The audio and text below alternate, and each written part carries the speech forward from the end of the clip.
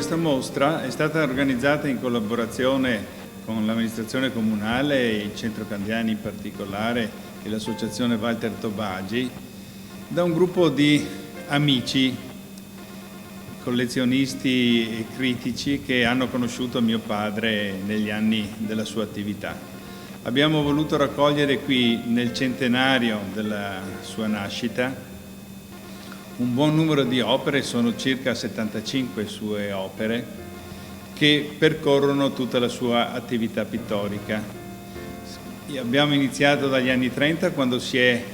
diplomato in Magistero all'Istituto d'Arte di Venezia, per concludere con le opere di inizio anni 2000. La mostra è costruita con un criterio cronologico, dove abbiamo voluto mettere in sequenza le diverse fasi del suo lavoro, nel periodo prima di operare in studio, in cui ho operato in studio, nel periodo che poi ha cominciato alla fine degli anni 60 ad uscire dallo studio, per Venezia prima, per le isole abitate, Burano, Pellestrina poi, ed infine, ed è diventata questa un po' la sua caratteristica e la sua originalità, si è portato nella barena aperta, disabitata, dove l'unica presenza dell'uomo era segnata dalle imbarcazioni abbandonate, dai casoni, dalle cavane dei pescatori o dalle botti dei cacciatori. Mio padre è sempre stato un tipo abbastanza schivo e riservato,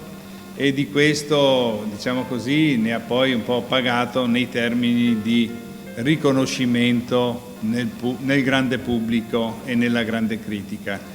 Come figlio mi sono sentito questo dovere, sostenuto dai tanti amici che ho scoperto sinceramente ne hanno apprezzato l'opera, per estendere e far scoprire ad un numero sempre maggiore di cittadini e di critici l'attività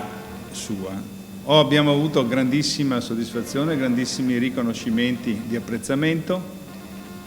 e questo, come dire, ci ripaga dell'impegno dedicato